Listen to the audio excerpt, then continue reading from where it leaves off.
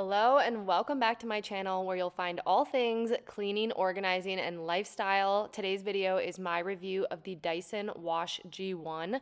This is a new machine and from my understanding, the first of its kind from Dyson. I'm super excited to give you my thoughts on it, especially because it has a price tag of almost $700. So let's get into it. First things first, when you unbox the Wash G1, this is everything that comes with it. It's very simple and very user-friendly like I would expect from Dyson. You've got the machine itself, and then you have the charging dock, which is also responsible for the self-cleaning feature on this machine. And then really the main piece of the machine is going to be this water system in the center. It's a dual tank setup, so the top is going to be your clean water tank, and then the bottom is where dirty water is collected. So once the machine is charged, it is ready for use, and to get started, all you're going to do is just remove the water tanks from the machine with the red release button, and then you're going to pull the clean water tank out of the holder and remove the lid to fill it with water. I know with other machines I've used, I've always been very accustomed to using a detergent, but the Wash G1 was made to wash hardwood floors with just water. They do say that you can add a detergent if preferred, but Dyson does recommend that it is something low foaming and diluted.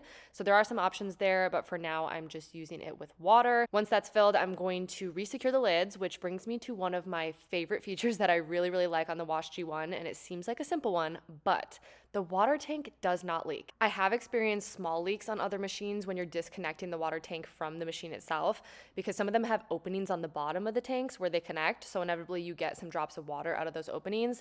But on the Wash G1, both the clean and dirty water tanks are sealed, so I have not had that issue with water spilling out when I detach it from the machine. But anyways, once you have the tank full, you're going to snap it back into place and reattach it to the machine, and then you literally just pull back the handle and hit the power button to begin.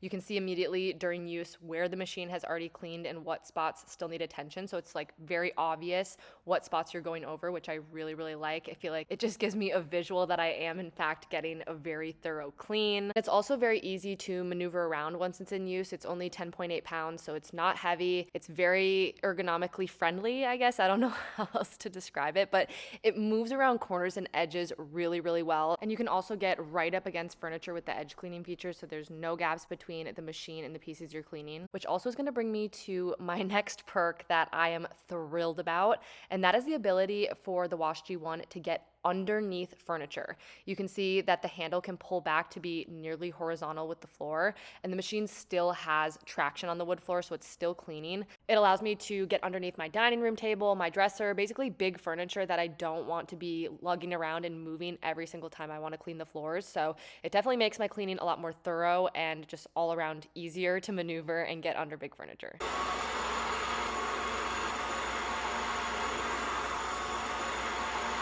You'll notice on the Wash G1 that you have the ability to customize hydration level, which I think is another really great perk on this machine. So you have 3 levels to choose from.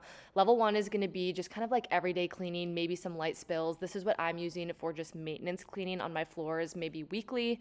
And then you have level 2, which is going to be more like moderate spills. Think if I spilled a drink or something like that, that is what I would use to make sure I get a more thorough cleaning in that area. And then you can go up to level 3, and that is for sticky messes, dried on stains, things that need extra attention.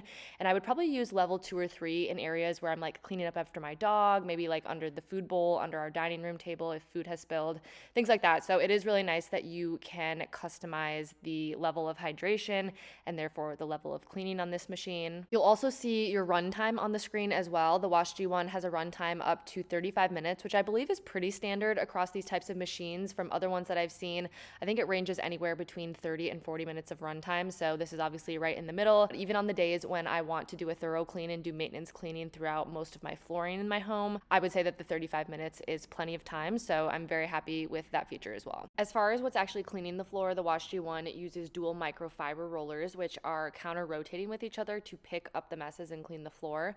I actually recently learned that this is technically not a vacuum because it does not use suction, so you're not expelling any air back into the room that you're cleaning, especially when you're dealing with wet messes. I feel like that's definitely a higher potential for odors. So again, again, another thing that sets this machine apart. Once I am done cleaning the floors, the next process is my favorite feature, and it's actually the feature that made me interested in the Wash G1 in the first place, and that is the dirty tank system. So typically on floor washing machines, it's all waste, both solid and liquid, that goes into the dirty water tank. And if you've ever had to empty one of those things, you probably know what I'm talking about, how frustrating it is to pull wet hair out of the bin and all like the nooks and crannies of the container. But the Wash G1 actually separates the water. So when you go to empty the dirty water tank, there's no dirt, hair, or debris in the tank. It is literally just water. I can't explain how happy that makes me not to have to dig that stuff out. The machine does pick up other debris, as I've mentioned before, and it holds it in the tray beneath the rollers.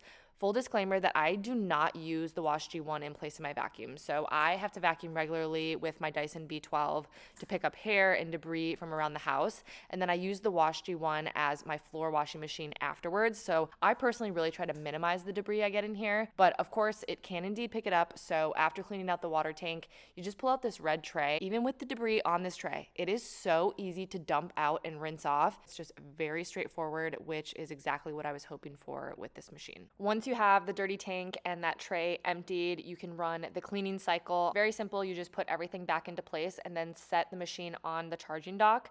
And then you just hit the blue button to begin the cycle, and it'll show you on the screen that the cycle has begun. It'll give you like a little countdown timer so you can see how much time is remaining.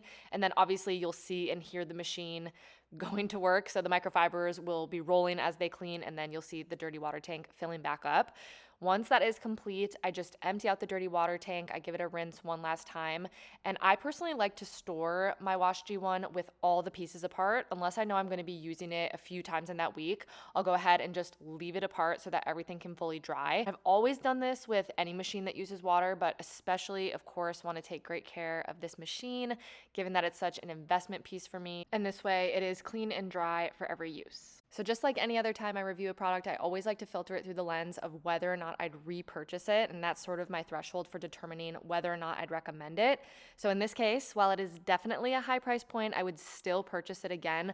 I've really loved certain features that, in my opinion, set it apart from other machines, and I'm always very impressed with the products that Dyson puts out, and have to say the same for this one. So yes, I would repurchase it again, and I do recommend the Dyson Wash G1 if you're looking to invest in a great floor cleaning machine. Thank you so much for watching. I hope you found this video helpful. As always, you can drop any questions in the comments, and I will have the exact product linked below.